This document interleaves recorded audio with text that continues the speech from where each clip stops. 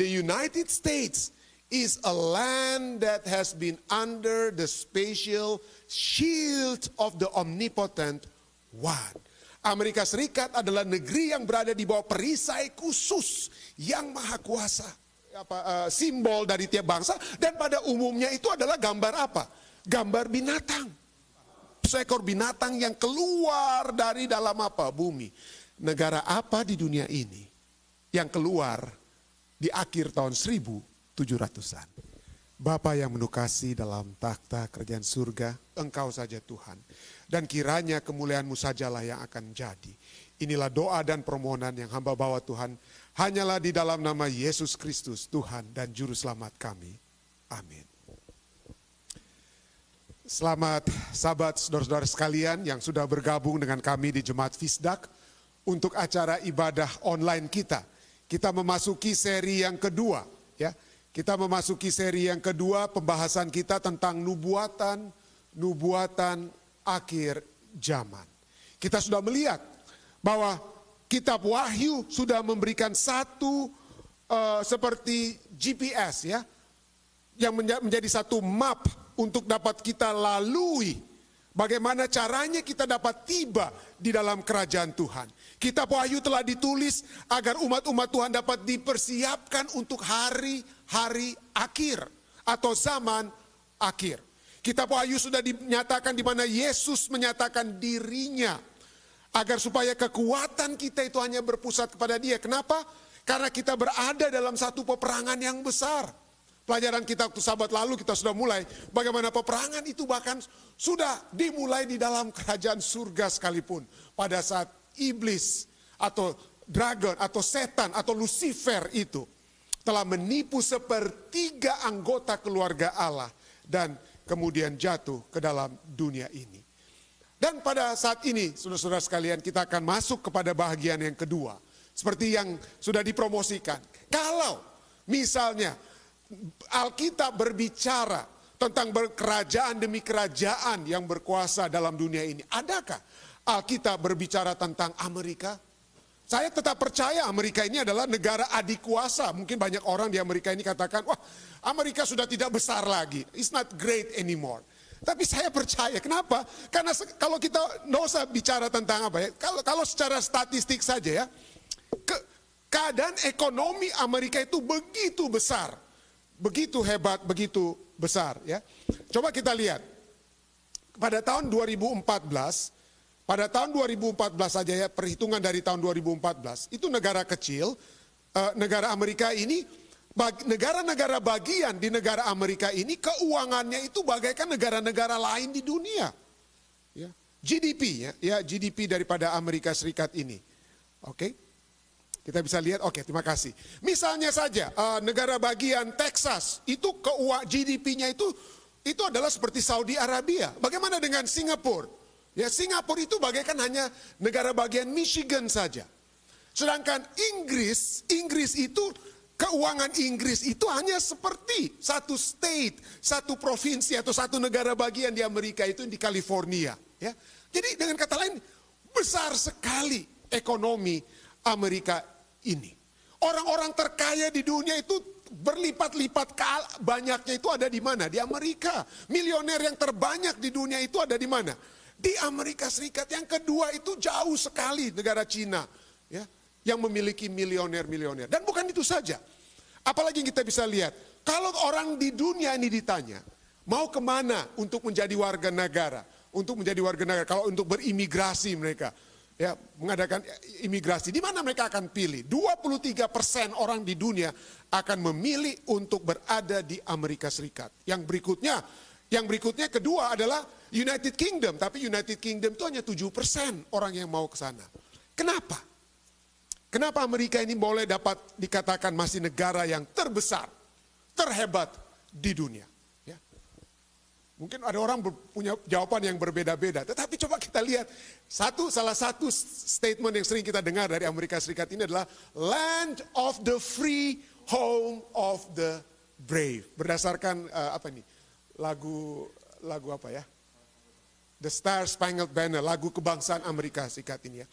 Jadi dari kata land-nya itu, negara Amerika ini Kalau saya boleh katakan, dari ujung ke ujung kita bisa melihat seluruh dunia itu ada di Amerika Serikat. Anda mau pergi ke pantai, Anda mau pergi ke pegunungan, Anda mau lihat salju, Anda mau lihat apa saja, Anda mau lihat kota-kota seperti Eropa, kota-kota seperti kuno, ada di Amerika semua. Ya, apa saja yang Anda mau lihat di seluruh dunia, mau padang gurun seperti Afrika, ada di Amerika. Tanahnya yang luas dan begitu apa? Indah. Home of the brave. Apa ini artinya home of the brave? Artinya kesempatan-kesempatan itu diberikan bagi orang-orang yang apa ya? Yang berani dengan mau tumbuh ya atau berkembang. Home of the brave. Artinya ada begitu banyak kesempatan. Kalau saya mau tanya, kalau ada 6 orang paling kaya di dunia, kira-kira berapa orang Amerikanya? Kalau dari 6, 5, betul sekali ya. Dari 6 orang dari 6 orang terkaya di dunia. Ini statistik dari 12 Februari yang lalu ya. 12 Februari yang lalu. Nomor 1 itu Elon Musk. Nomor 2 Jeff Bezos, Amerika. Nomor 3 Bill Gates, Amerika. Nomor 4 baru orang Prancis, Bernard Arnault ya. Keempat dia. Nomor 5 Mark Zuckerberg, Facebook. Nomor 6 Larry Page, juga dari apa? Google. Jadi dari 6, 5. Itu dari 6, saya nggak bisa sebut yang lainnya ya.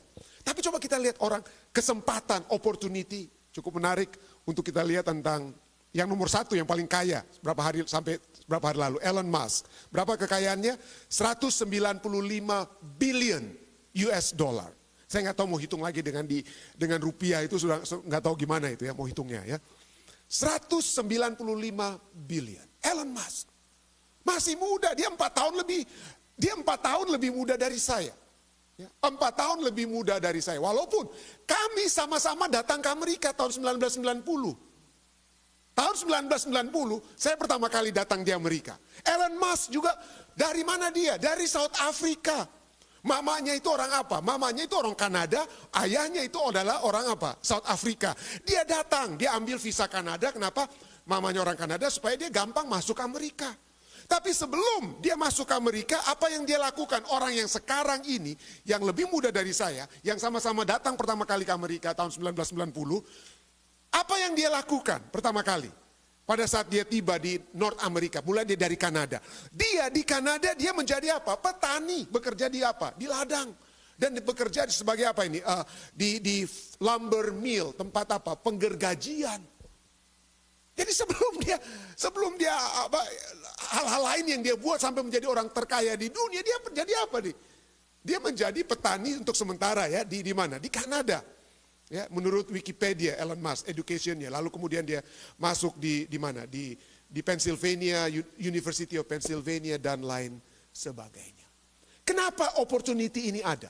Karena sejak orang pertama kali dari Eropa menginjakan kaki di Amerika, itu yang mereka cari. Kebebasan yang mereka tidak miliki di mana? Di Eropa. Ya. Kenapa di Eropa? Bukan hanya, pertama tentu saja masalah religious persecution. Dianiaya secara agama. Ya, agama di dunia. Tetapi yang lebih daripada itu adalah economic opportunity. Opportunity atau kesempatan untuk dapat apa? Meningkat. Di Eropa apa yang terjadi? Ada begitu banyak kasta, bangsawan, raja bangsawan, pemimpin-pemimpin agama, lalu mulailah petani-petani dan lain sebagainya. Tidak ada apa? Tidak pernah bisa seorang petani itu masuk menjadi bangsawan. Itu hanya mimpi, ya seperti cerita Cinderella dan lain sebagainya.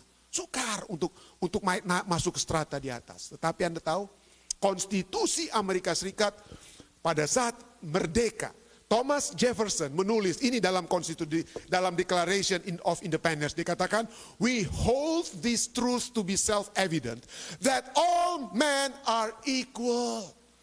Di Indonesia mungkin kita dibedakan mana itu pegawai tinggi, pegawai rendahan. Beda jauh antara jenderal dan kopral. Ya. Tapi di sini di Amerika dikatakan kita memegang kebenaran yang jelas ini, bahwa seluruh umat manusia diciptakan sederajat dan dikaruniai oleh penciptanya dengan hak-hak yang tidak dapat disangkal. Nanti kita akan ulang. Seperti saya pernah bahas waktu lalu ya, pelajaran sekolah sahabat bahwa salah satu hal yang menyebabkan Amerika maju adalah yang disebut dengan istilah Protestan etik. Seperti yang tadi kita sudah bahas di pelajaran sekolah sahabat. Bahwa apa yang kita lakukan, apa yang kita kerjakan bukan untuk manusia, tapi untuk Tuhan. Anda menjadi janitor, Anda kerjakan untuk Tuhan. Anda buat apa saja, Anda lakukan untuk Tuhan. Jadi itulah Protestan etik. Kenapa? Anda tidak bisa merendahkan seorang janitor atau apapun kalau Anda punya manajer. Tidak, semua sama. Kenapa? Karena itu ada di Declaration of Independence, ya. Kita memegang kebenaran yang jelas ini bahwa seluruh umat manusia diciptakan sederajat dan dikaruniai oleh penciptanya dengan hak-hak yang tidak dapat disangkal. Ada kata apa? Creator. Walaupun tidak ada kata Tuhan, tapi ada kata creator di situ, ya. Untuk apa? Penciptanya untuk apa? Dan bahwa di antara hak-hak itu adalah hak untuk mendapatkan kehidupan, life, liberty, kemerdekaan, dan upaya mengejar kebahagiaan. Pursuit of happiness. Jadi dimulai dengan apa? Dengan satu biblical ideal. Ide Alkitabiah. Dan tidak heran, lagu Amerika dikatakan apa ya? Catherine Lee Bates, lagunya dia katakan apa ya? America, America, God shed His grace on thee. Jadi Amerika, Tuhan telah memberikan rahmat-Nya kepada engkau. Rahmat Tuhan ada di Amerika. Menurut lagu ini, ya bukan hanya lagu ini saudara ya. Ellen White dalam SD Komentari, ya dikatakan apa? The United States is a land that has been under the spatial shield of the omnipotent one. Amerika Serikat adalah negeri yang berada di bawah perisai khusus yang maha kuasa. Wow. Wow. Negara adik kuasa di zaman ini. Di zaman dahulu, Alkitab, kalau Anda baca kitab Daniel, berbicara tentang apa? Berbicara tentang kerajaan-kerajaan, mulai dari Babylon, Medo Persia, Greka atau Yunani, Roma dan lain sebagainya. Adakah Alkitab juga berbicara tentang Amerika Serikat? Ya. Adakah Amerika seperti kitab Daniel berbicara tentang kerajaan-kerajaan yang sudah lalu dan khususnya menjelang akhir zaman? Saya sudah katakan waktu lalu, pertemuan kita yang lalu ya, bahwa Alkitab telah diberikan. Tidak pernah Tuhan menyatakan kehendaknya tanpa memberitahukan kepada apa? Hamba-hambanya para nabi. Ya. Dan salah satu hal yang dapat kita lihat dari kitab Wahyu. Dari kitab Wahyu adalah kita sudah dipersiapkan untuk menghadapi kedatangan Yesus yang kedua kali. Ya. Dan di dalam kitab Wahyu, walaupun pada saat ditulis oleh Yohanes di Pulau Patmos, dapat menjadi kekuatan orang-orang zaman itu, tetapi tujuan daripada penulisan itu adalah mempersiapkan saudara dan saya di zaman ini. Ada begitu banyak nubuatan-nubuatan kitab Wahyu yang belum dipenuhi di zaman Yohanes. Tapi kita sudah lihat kepenuhannya. Dan salah satu hal yang kita bisa lihat kepenuhannya adalah mari kita buka bersama kitab Wahyu ini. Ya, tentang Amerika. Wahyu 13 ayatnya yang ke-11. Wahyu 13 ayat 11. Dan aku melihat seekor binatang lain keluar dari dalam bumi dan bertanduk dua sama seperti anak domba, dan ia berbicara seperti seekor naga. Waktu lalu kita sudah bertemu dengan naga, sekarang kita juga bertemu dengan sang naga lagi. Nggak kemana-mana dia rupanya menjelang akhir zaman. Ada terus, nempel terus orang bilang. Tapi kita lihat sini. Di mana bersamanya dengan naga ini dikatakan seekor binatang keluar dari dalam bumi. Kita sedang melihat binatang. Wow, kalau Anda melihat di Alkitab, wah, kekuasaan, kerajaan, bangsa, institusi itu selalu berhubungan dengan binatang. Di dalam kitab Daniel, binatang yang mengerikan lah, singa yang dapat terbang, macan tutul yang dapat terbang, berkepala sekian dan lain sebagainya. Tapi coba kita lihat, itu bukan hanya supaya kita menyelidiki Alkitab lebih dalam untuk mengetahui. Ya, kalau ada misteri-misteri seperti begitu ya, kalau kita memang suka untuk mengetahui lebih dalam, maka misteri itu dapat menjadi satu apa ya? Kerinduan kita untuk belajar lebih dalam. Jadi mungkin itulah sebabnya Alkitab kadang-kadang menggunakan bahasa-bahasa yang seperti misteri, tidak langsung gampang didapat, supaya kita menyelidiki lebih dalam. Seperti kalau Anda pencinta matematika, begitu Anda dapat masalah-masalah sulit, tapi kalau Anda pencinta matematika, Anda akan berusaha untuk dapat. Demikian juga kitab Daniel dan kitab Wahyu. Bicara tentang binatang-binatang, tapi jangan lupa, binatang juga itu adalah lambang apa? Bangsa-bangsa kan? Indonesia, apa lambang Indonesia? Burung apa? Garuda, burung Garuda itu apa ya? Sebenarnya. Eagle juga itu ya. Amerika juga burung apa? Eagle. Inggris aja yang lion. Ya. Jadi bangsa-bangsa itu ada apa ya? Ada gambar atau simbol dari tiap bangsa, dan pada umumnya itu adalah gambar apa? Gambar binatang. Jadi disinilah mari kita lihat Wahyu 13 ayat 11. Ya, mari kita lihat siapa binatang yang keluar dari dalam bumi ini. Seperti anak domba, tapi berbicara seperti naga. Mari kita lihat, dikatakan apa? Kita lihat karakteristik pertama dari binatang di bumi ini, dikatakan apa? Wahyu 13 ayat 11. Dan aku melihat seekor binatang lain keluar dari dalam bumi dan bertanduk dua sama seperti anak domba, dan ia berbicara seperti seekor naga. Mari kita lihat satu demi satu. Poin pertama, karakteristik pertama. Clue pertama, siapa binatang ini? Pertama dikatakan apa? Dia keluar, coming out. Ya. Dengan kata lain, tadinya dia tidak ada. Tadinya dia tidak ada, tapi dia seperti tumbuhan, tumbuh lalu dia keluar. Nah, kalau di dalam Alkitab, kata keluar ini, bahasa Grekanya adalah anabaino. Go up, mount, ascend, rise, spring up, come up. Dia keluar. Dan pada saat Yesus berbicara tentang benih-benih yang ditaburkan, dia menggunakan kata yang sama, anabaino. Tapi coba kita lihat hal yang dapat kita lihat clue-nya di sini. Kalau Anda lihat, apa yang terjadi?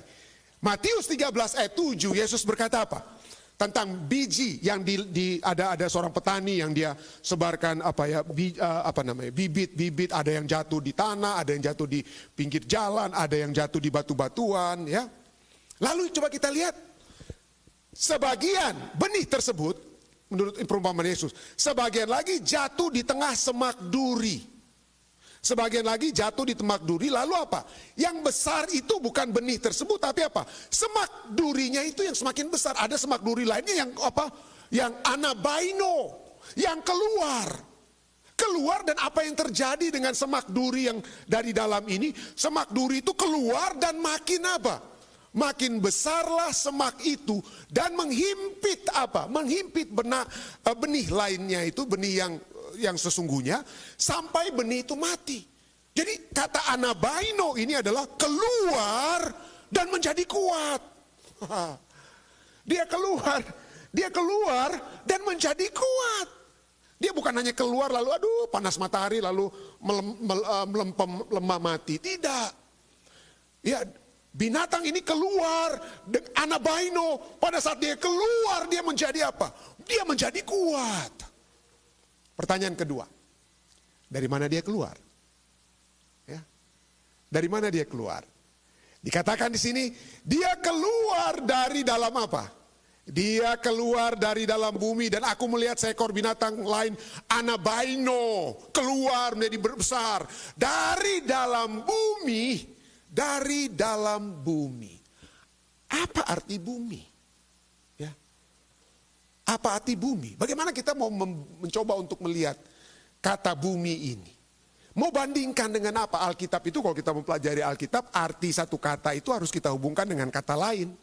Ataupun kita buat kontras. Satu kata ini kita kontraskan dengan ayat lain. Ini apa kira-kira dapat menjadi satu apa? Artinya. Nah, kalau kita lihat, dan aku, dan ada kelanjutan sebelumnya, bicara tentang binatang lain.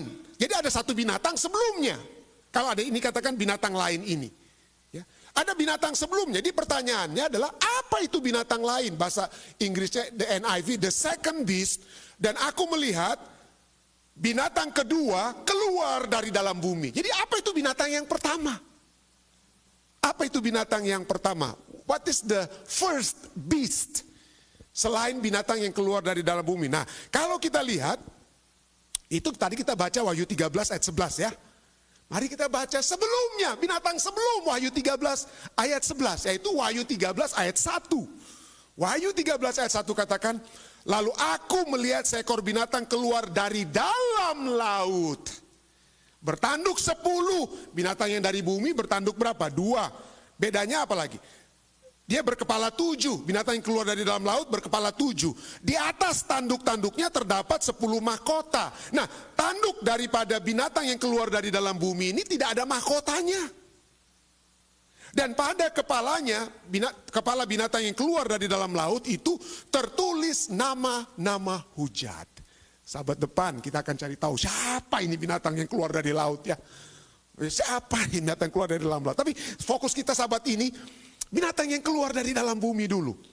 Jadi dia yang dari dalam bumi dibandingkan, dikontraskan dengan yang keluar dari dalam apa? Dari dalam laut. Apa artinya dalam laut? Supaya kita dapat memahami apa artinya dari dalam bumi. Dari dalam laut, kalau kita lihat, mari kita lihat arti laut di dalam Alkitab. Arti laut di dalam kitab Wahyu. Wahyu 17 ayat 15 menceritakan atau memberitahukan kepada kita apa arti daripada laut atau gugusan air. Gugusan air. Ya, Wahyu 17 ayat 15 katakan, lalu ia berkata kepadaku, semua air yang telah kau lihat di mana wanita pelacur itu duduk adalah bangsa-bangsa dan rakyat banyak dan kaum dan bahasa. Jadi air itu adalah lambang dari apa? Bangsa-bangsa dan rakyat yang banyak. Orang-orang yang banyak, yang penuh. Orang-orang yang banyak dan yang penuh. Sedangkan dari dalam bumi itu artinya apa ya? Dalam bumi artinya bangsa-bangsa dan rakyat yang tidak banyak. Bangsa-bangsa rakyat yang banyak itu dari laut. Bumi itu tidak apa?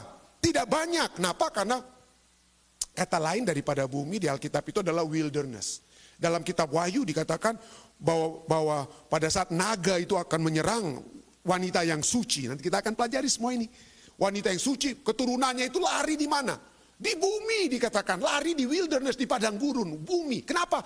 Bumi atau padang gurun itu tempat pelarian, karena sepi. Kenapa? Tidak ada orang, gampang bersembunyi. Gampang kita bersembunyi, tidak banyak bangsa dan rakyat. Jadi binatang yang keluar dari dalam bumi ini adalah binatang yang dibedakan dengan binatang yang keluar dari dalam laut. Artinya banyak bangsa-bangsa, dan kalau kita lihat dalam sejarah, ya sejarah, semuanya akan berhubungan dengan sejarah. Maka binatang yang keluar dari dalam laut itu adalah binatang yang berasal dari the old world. Kenapa disebut dengan dunia atau bumi tua? Oleh sebab banyak penduduknya di situ. Di mana itu? Eropa. Ya, kalau Anda pergi ke Eropa, waduh, kota satu dengan kota lain dekat sekali, nggak kayak Amerika bisa Anda jalan berjam-jam. Waduh, mana nih kota? Nggak ada kota. Tapi di Eropa, dekat semuanya, hampir ya, semua dekat sekali, berdesak-desakan. Rumah-rumah orang saja kecil-kecil. Ya. Kamar mandi, saya pernah di kamar mandi sahabat saya itu, waduh, kecil-kecil sekali. Kenapa? Karena rumahnya berdesakan, banyak sekali orangnya. Jadi pada saat kita lihat dari sejarah nantinya, maka yang keluar dari dalam bumi ini adalah dari satu tempat di mana tidak banyak penduduk, sepi, tidak ada bangsa-bangsa. Ya. Nah, mari kita lihat, ya. Mari kita lihat hubungan berikutnya adalah poin clue atau yang ketiga. Itu dengan kata lain, binatang yang keluar dari dalam bumi ini berhubungan dengan binatang sebelumnya. Kenapa? Karena seperti kita sudah baca ya, kata Wahyu 13 ayat 11, dan aku melihat. Dan apa dikatakan? Aku melihat. Apa artinya dan? Artinya ada hubungan yang apa? Sebelumnya. Berhubungan dengan binatang sebelumnya yang keluar dari dalam laut. Apa yang dilakukan oleh binatang yang keluar dari dalam laut? Kita akan bahas sahabat depan. Tapi saya akan memberikan sedikit clue tentang binatang yang keluar dari dalam laut. Yang dari dalam laut ini, binatang sebelumnya itu, kalau kita baca, ya dikatakan apa ya? Wahyu 19 ayat 9 sampai 10 katakan, barang siapa bertelinga hendaklah ia mendengar. Barang siapa bertelinga, baiklah hendaklah ia mendengar. Barang siapa Ini bukan Wahyu 19, tetapi ini saya salah tulis ini, bukan Wahyu 19, tapi Wahyu 13 ayat 9 dan 10. Jadi 2 ayat berikutnya, ya. Di sini dikatakan, barang siapa bertelinga, hendaklah ia mendengar. Barang siapa ditentukan untuk ditawan, ia akan ditawan. Barang siapa ditentukan untuk dibunuh dengan pedang, ia harus dibunuh dengan pedang. Yang penting di sini ialah ketabahan dan iman-iman orang kudus. Dan aku melihat seekor binatang lain keluar dari dalam bumi. Itu sambungannya, ya. Jadi Wahyu 13 ayat 9 dan 10, kemudian dan melihat seekor binatang keluar dari dalam bumi. Nah, ada kata apa di sini? Barang siapa yang ditentukan untuk ditawan, ia akan ditawan. Kita tahu sejarah dunia, bahwa ada satu kuasa yang besar. Ada satu kuasa yang besar yang menganiaya orang-orang kudus Tuhan. Satu kuasa yang berkuasa, nanti kita akan lihat berapa lama, sahabat depan kita akan lihat. Dia berkuasa selama 1260 tahun. Hingga pada akhirnya, di akhir daripada 1260 tahun, dia terluka. Ya, dia terluka. Dia ditawan. Di sini ya, nanti kita akan lihat ada kata terluka dan ditawan ini berhubungan. Dia ditawan, dia terluka. Dan itu kita tahu dalam sejarah, di akhir tahun 1700-an, di akhir tahun 1700-an, kuasa tersebut berakhir pada saat terjadinya revolusi di Prancis yang dimulaikan oleh Napoleon Bonaparte. Dia suruh jenderal Berthier untuk menawan pemimpin yang berkuasa tersebut. Saya tidak mau sebut sekarang, sahabat depan. Dia suruh ditawan pemimpin tersebut. Jadi berhubungan dengan binatang sebelumnya. Dan kekuasaan yang menganiaya umat-umat Allah ini kemudian stop sedikit. Tapi dia hanya terluka, dia tidak mati. Kemudian lukanya itu, kita akan pelajari, lukanya itu sembuh. Jadi coba kita lihat. Dan setelah 1700-an, setelah akhir 1700-an, muncullah seekor binatang yang keluar dari dalam bumi. Negara apa di dunia ini yang keluar di akhir tahun 1700-an.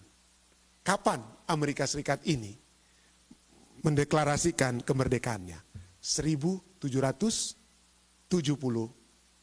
Tanggal berapa? Tanggal 4 Juli. Saya mesti tanya yang warga negara ini. 4 Juli tahun 1776. Itulah cluenya.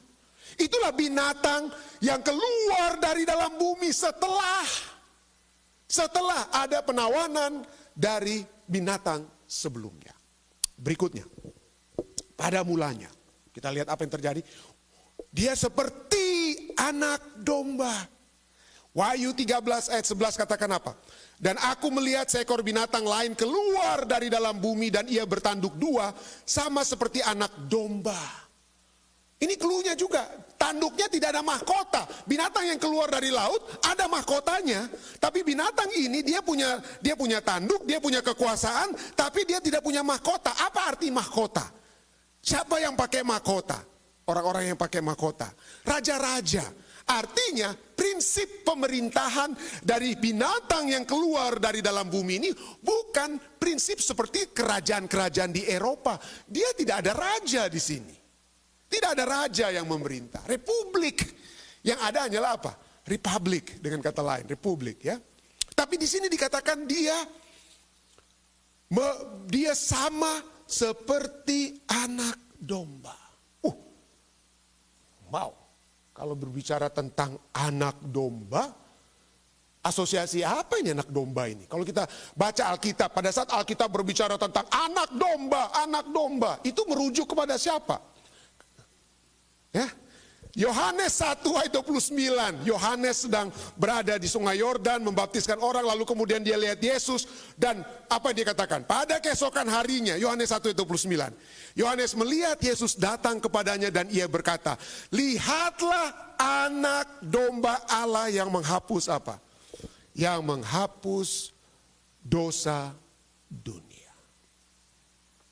Lihatlah anak domba Allah yang menghapus dosa dunia. Pada mulanya, binatang yang keluar dari dalam bumi ini mewakili anak domba Allah.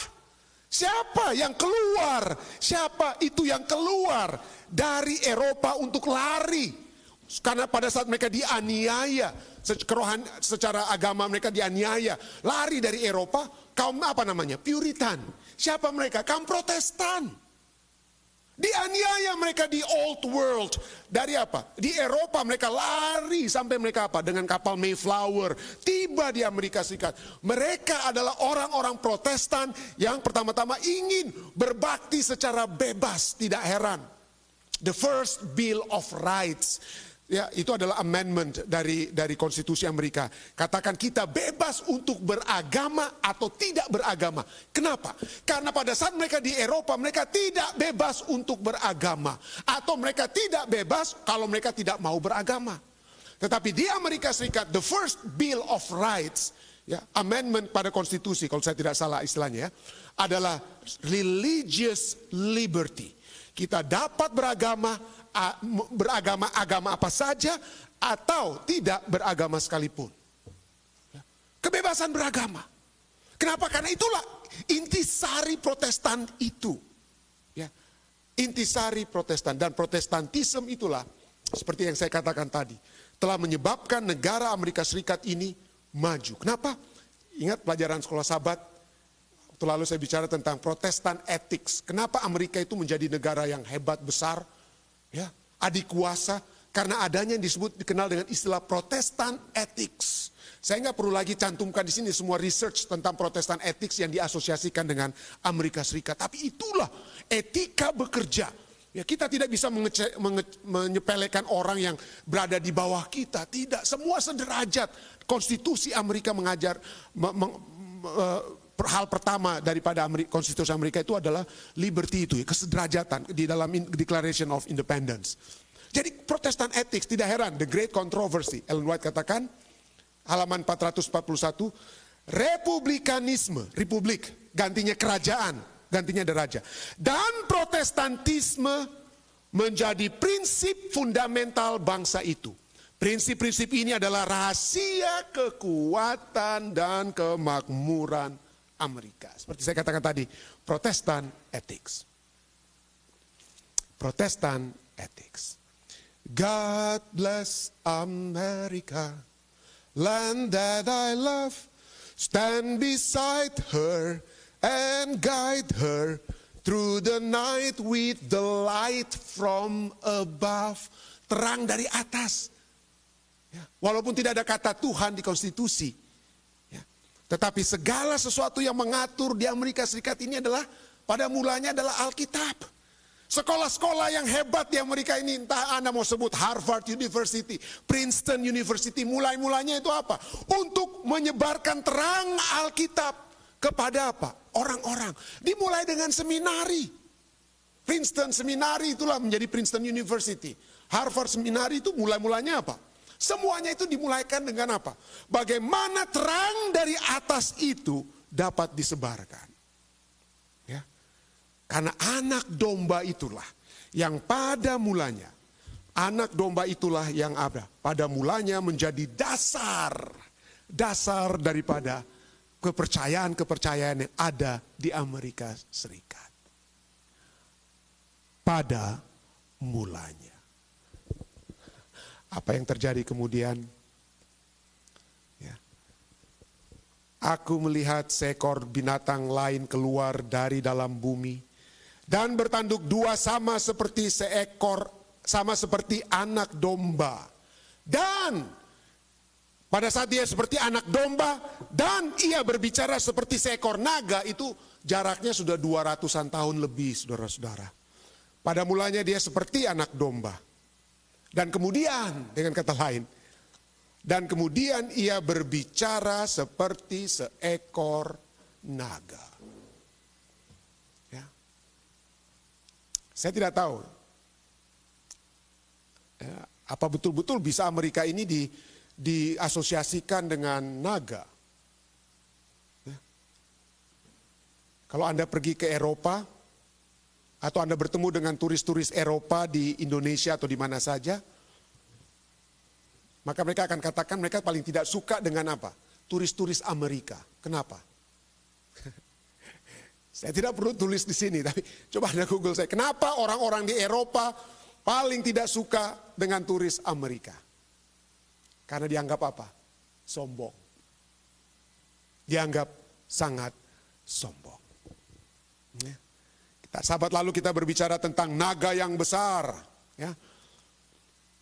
Wahyu 12 ayat 7 sampai 9. Dikatakan apa? Maka timbullah peperangan di sorga. Mikael dan malaikat-malaikatnya berperang melawan naga itu, dan naga itu dibantu oleh malaikat-malaikatnya, tetapi mereka tidak dapat bertahan. Mereka tidak mendapat tempat lagi di sorga. Dan naga besar itu, si ular tua yang disebut iblis atau setan, yang menyesatkan seluruh dunia, dilemparkan ke bawah. Ia dilemparkan ke bumi bersama-sama dengan malaikatnya.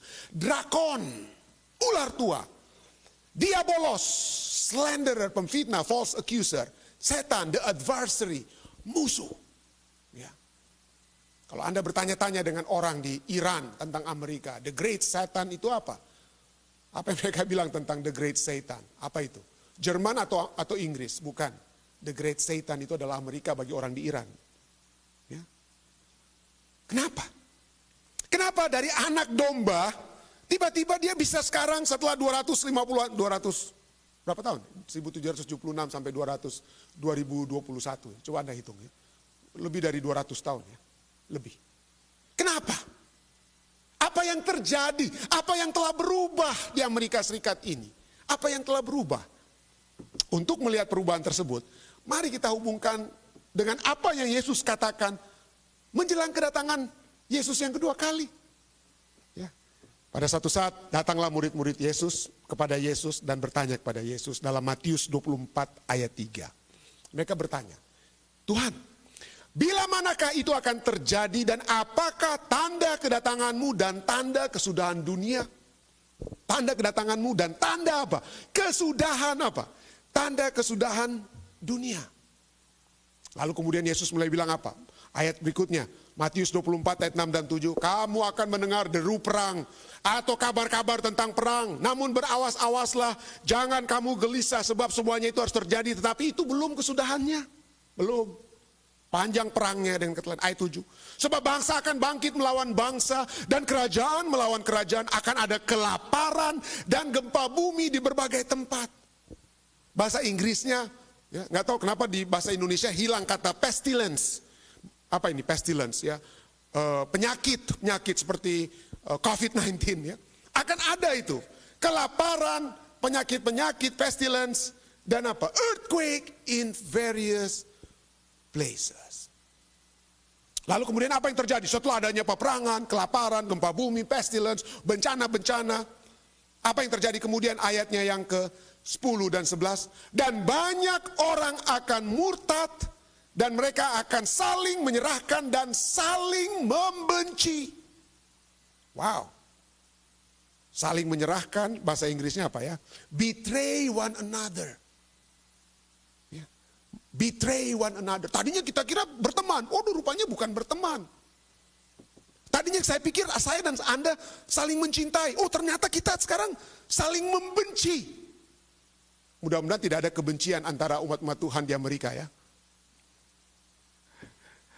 Dengan apa yang baru-baru terjadi pemilihan di tahun-tahun terakhir. Saya ragu apakah kita saling mencintai dan tidak saling membenci. Betray one another and will hate one another. Then many false prophets. Kata banyak nabi palsu. Nabi palsu ini adalah artinya orang-orang yang seakan-akan mereka berbicara atas nama Allah. Seakan-akan mereka menyatakan, kuasa Allah ada pada saya. Ya. Saya sedang apa? Berbicara atas nama Allah. Ikut saya. Many false prophet. Orang yang mengatasnamakan Allah akan muncul. Mereka bilang yang saya lakukan ini atas kehendak surga. Saya melakukan hal ini karena saya dapat perintah dari surga. Atau diizinkan,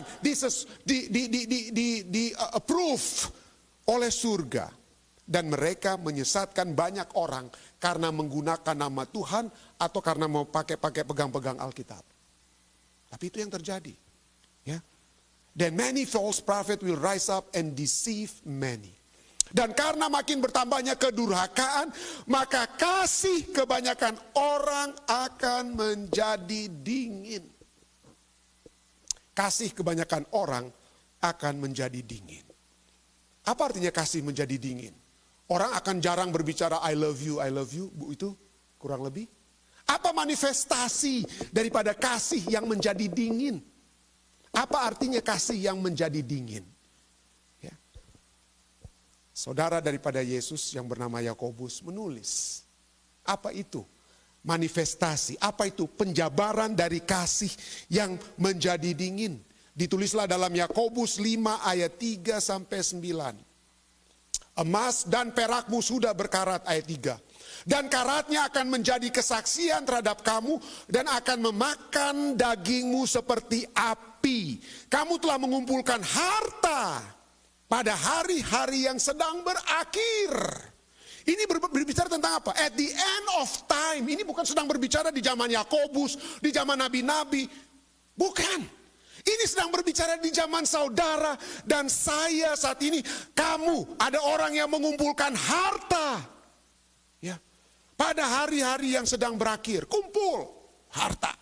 Ayat 4, sesungguhnya telah terdengar teriakan besar karena upah yang kamu tahan dari buruh yang telah menuai hasil ladangmu telah sampai ke telinga Tuhan semesta alam, keluhan mereka yang menyabit panenmu. Artinya yang pemilik tanah apa dia katakan ya? Dia apa? Dia menahan, istilahnya sekarang ini, istilah kerennya ini adalah maximize profit, minimize expense. Untung sebanyak-banyaknya, keluar sedikit-dikitnya. Maximize profit, minimize expense. Tahan dari buruh yang telah menuai hasil ladangmu. Telah sampai ke telinga Tuhan semesta alam keluhan mereka yang menyabit panenmu. Jadi yang pegawai rendahan akan bekerja, setengah mati, kok nggak kaya-kaya, nggak mimpi saya untuk beli rumah, untuk beli ini kok nggak sampai-sampai, kapan sampainya? Ayat 5, dalam kemewahan kamu telah hidup dan foya-foya di bumi. Kamu telah memuaskan hatimu sama seperti pada hari penyembelihan.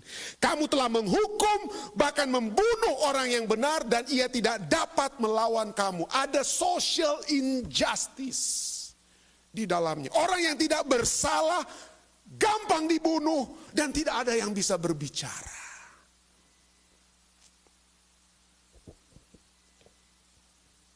Apa saya sedang berbicara tentang Ethiopia ini ya? Atau negara di Afrika? Atau Indonesia? Apakah ini bisa kena ke Amerika? Oh nggak mungkin lah pendeta. Masa ini mau kena ke Amerika? Amerika nggak seperti begitu kan? Tadi bilang equality of man. Dulu. Apa buktinya pendeta? Mari kita lihat. Satu magazine, Rolling Stone magazine ya. The Unraveling of America. Ditulis bulan apa ini? Magazine ini. Agustus tahun 2020. Ya, Agustus 6 2020. Baru saja. Ya. Agustus 6 tahun 2020. Apa yang dituliskan di dalamnya? Mari kita lihat. Di tahun 1950, marginal tax rate, tax pajak kepada orang kaya itu 90%. 90% untuk orang kaya tahun 1950-an. Sehingga orang-orang yang lain itu bagi hasilnya itu apa? Masih merata, ada banyak yang middle class pada saat itu tahun 1950-an. The salary, gaji dari para CEO, Chief Executive Officers, hanya 20 kali lebih besar daripada pegawai menengah di perusahaan. Hanya 20 kali lipat saja. Itu tahun 1950-an. Today, hari ini, tahun 2020, the base pay of those at the top, the CEO, itu bukan lagi 20 lipat, tapi 400 lipat. Gajinya 400 lipat, belum lagi adanya stock options dan hal-hal bonus-bonus lainnya. Yang kaya semakin kaya. Sahabat lalu saya sudah sempat bahas itu ya. Pandemik ini wow, banyak juga orang-orangnya. Yang semakin kaya tapi yang miskin lebih miskin. Itu tahun 1950, pajak lebih besar. Hanya 20 kali lipat gaji besarnya CEO, sekarang 400 lipat di luar daripada stock options dan bonus-bonus lainnya. Apalagi? Ya, saat ini, today, di elite 1%, 1% orang Amerika. 1%, kurang lebih 3 juta orang Amerika. 3 juta orang Amerika itu mengontrol 30 triliun aset. Sedangkan setengah dari penduduk Amerika, itu 3 juta orang yang kontrol 30 triliun. Bukan billion, tapi triliun. Gak tahu mau hitung bagaimana, saudara. Tapi setengah dari penduduk Amerika, kurang lebih 160 juta orang, itu lebih banyak hutang daripada aset mereka. Daripada uang di bank ataupun dari rumah, Tuhan. Tidak ada. Setengah, 160 juta orang tidak ada apa-apa. Ya. The 3 richest American, 3 orang Amerika yang terkaya. Siapa itu? Elon Musk, Jeff Bezos, dan apa? Bill Gates. Mereka memiliki uang, ya, lebih daripada kalau ada 160 juta orang Amerika ini dikumpul uang mereka. 160 juta orang Amerika uangnya dikumpul. Ketiga orang ini uangnya jauh lebih banyak daripada 160 juta orang punya uang. 160. Seperlima, 1 dari 5 orang Amerika memiliki zero or negative net worth. Ya. Itu artinya mereka tidak ada apa-apa. 1 dari 5. Zero or negative net worth. Dan lebih banyak akan kena, 37% lebih banyak bagi the black families, orang-orang African American. The median wealth, orang-orang kaya, ya. Kalau ada 10 orang kaya putih Amerika, hanya 1 orang kaya African Amerika. Ya. The vast majority of Americans, white, black, and brown, are 2 paychecks removed from bankruptcy. Artinya, kalau saja ya mayoritas orang Amerika saat ini kehilangan pekerjaan, tidak dapat digaji 2 bulan, bukan 2 bulan, 1 bulan, 2 paycheck, 1 bulan saja dia tidak dapat gaji, bangkrut mereka, bangkrut. Ya. Saat ini Amerika adalah negara yang celebrate itself as the wealthiest in history, dalam sejarah paling kaya. Banyak orang hidup mewah. Saya tidak sempat taruh lagi. Kemarin ada artikel yang saya baca, ada satu floating islands di off coast of Miami, dibangun sana. Akan selesai tahun 2025. Ada tanah lahan yang dibangun, yang floating. Tapi satu rumah di situ bisa mencapai, satu rumah yang paling tinggi sampai 1 billion US dollar. Banyak orang yang mampu. Oke. Kalau begitu hebat antara perbedaan yang kaya dan miskin, apa yang akan terjadi? Apa yang akan terjadi? Ya. Apa betul ya? Apa yang akan terjadi? Lagu Amerika katakan apa? America, America, God shed His grace on thee and crowned thy good with brotherhood. From sea to shining sea. Ada persaudaraan yang baik katanya. Die good with brotherhood. Ada persaudaraan dari mana? Dari ujung ke ujung. Tapi apa betul persaudaraan itu masih ada? Stanford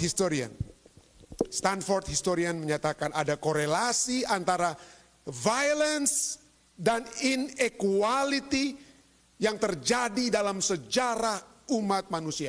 Pada saat terjadi kesenjangan sosial. Terjadi kesenjangan sosial antara kaya dan miskin. Seperti yang terjadi di mana? Seperti yang terjadi di revolusi di Prancis tahun 1700-an. Maka yang terjadi adalah violence. Kematian-kematian yang tidak seharusnya terjadi. Apa yang dapat kita lakukan sebagai umat-umat Tuhan? Mari kita lihat. Matius 24 ayat 12 sampai 14 katakan, dan karena makin bertambahnya kedurhakaan, maka kasih kebanyakan orang akan menjadi dingin. Itu situasi kita saat ini. Anda bisa Saya pertama kali datang ke Amerika tahun 1990. Saya datang ke Amerika seperti saya sering ulang-ulangi. Dengan satu pandangan orang Amerika itu bagaikan misionari-misionari yang datang ke Kalimantan waktu dulu. Ya. Di Jakarta, di Kalimantan ada pendeta Bill Toll, Dr. And. Wah, hebat sekali mereka. Kita sangat kagumi, sangat hargai mereka. Lihat orang Amerika, saya pertama kali dengar The King Heralds datang ke Jakarta di tahun 1985. Saya seakan-akan mendengar malaikat-malaikat yang bernyanyi, saudara-saudara. Saya melihat Amerika itu bagaikan orang-orang yang baik, suka memberikan bantuan dan lain sebagainya. Tapi tahun-tahun belakangan ini, kita lihat bagaimana saya masuk ke tempat-tempat tertentu seperti ke supermarket yang di daerah-daerah khusus ya di New Jersey. Orang-orang lihat saya seakan-akan mereka bilang go back to your country. Ya, go back to your country.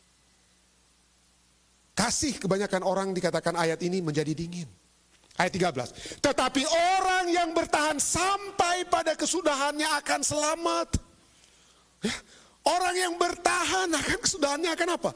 Selamat. Gempa bumi, kelaparan, kesenjangan sosial, pertentangan-pertentangan akan membuat orang menjadi rugi kalau mau bagi-bagi kasih kepada orang lain. Rugi memperhatikan orang lain. Mari kita perhatikan diri kita sendiri. Tetapi kalau kita bisa bertahan di dalam kasih yang tidak menjadi dingin. Kasih yang tidak menjadi dingin. Maka dikatakanlah di sini kita menjadi orang-orang yang bertahan. Ya. Kita mempertahankan kebenaran. Seringkali kita berbicara tentang kebenaran itu, tentang kebenaran-kebenaran doktrin. Tapi coba kita lihat. Ya. Tetapi, ayat 13 katakan, tetapi orang yang bertahan. Kata tetapi ini apa artinya tetapi? But. Artinya itu adalah conjunction. Hubungan dengan ayat sebelumnya. Apa ayat sebelumnya katakan? Kasih orang kebanyakan menjadi dingin. Tetapi kalau kita bisa bertahan dalam hal apa? Bertahan untuk tetap menyalakan kasih. Supaya tidak menjadi dingin. Maka kita akan selamat. Maka kita akan menjadi selamat. Seringkali kita tidak mau di saat dunia menjadi kejam. Kita seakan-akan mau, kita masing-masing, orang Jawa bilang dewe-dewe aja lah kita. Lihat kebutuhan-kebutuhan kita saja, pertahankan keberadaan kita saja dengan kelompok kita. Jangan pergi lagi ke tempat orang-orang putih atau apalah sana itu. Nanti kita diancam dan lain sebagainya. Jangan menginjil kepada mereka. Anyway, mereka akan usir kita untuk kembali ke negara kita. Jangan berpikir seperti itu. Pada saat kasih orang menjadi dingin karena yang satu katakan, oh saya pengikut si A, oh saya pengikut si B. Kasih menjadi dingin bahkan di antara umat-umat Tuhan. Yang satu katakan in Trump we trust, yang satu katakan in Biden we trust. It's supposed to be in Christ, bukan in Trump or in Biden. Tetapi kalau kita bisa mempertahankan kasih, walaupun sahabat kita itu adalah pengikut Biden, walaupun sahabat ini pengikut Trump, tapi kita masih bisa tetap mencintai satu dengan yang lain, maka kita orang yang bertahan. Tapi saya sering sedih karena ya kita sering kali terpancing untuk hantam-hantaman di Facebook, karena yang satu ini Republikan, Demokrat dan lain sebagainya. We are not in Republican or in Democrat, we are in Christ. We are in Christ. Dan kalau kita bisa bertahan dalam kasih, kita akan selamat. Dan kalau kita bisa bertahan dalam kasih tersebut, maka dikatakan ayat ini katakan apa? Dan Injil kerajaan ini. Apa itu Injil? Injil itu adalah apa? Yesus kasih karunia-Nya. Karena begitu besar kasih Allah, sehingga dia mengaruniakan anaknya yang tunggal, supaya barang siapa yang percaya tidak akan binasa, melainkan yang selamat. Dan kalau kita percaya menerima kasih karunia Tuhan, maka yang kita lakukan, kasih yang sudah ditunjukkan kepada kita, akan kita tunjukkan kepada orang lain. Dan pada saat kita masih menunjukkan kasih kepada orang lain, itulah Injil kerajaan yang akan diberitakan di seluruh dunia menjadi kesaksian bagi semua bangsa. Oh, walaupun masalah peperangan, kelaparan, saling ada masalah yang satu Demokrat, yang satu Republikan, tapi mereka masih saling mengasihi. That is also a good news that the world will see. Yang dunia akan lihat. Ya.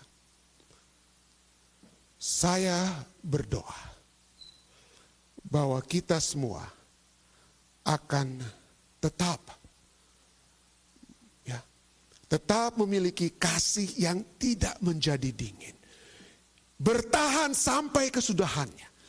Agar Injil, kasih karunia Kristus yang kita sudah terima, dapat menjadi satu kesaksian kepada orang lain. Dan dengan cara itulah, maka we are revealing Christ.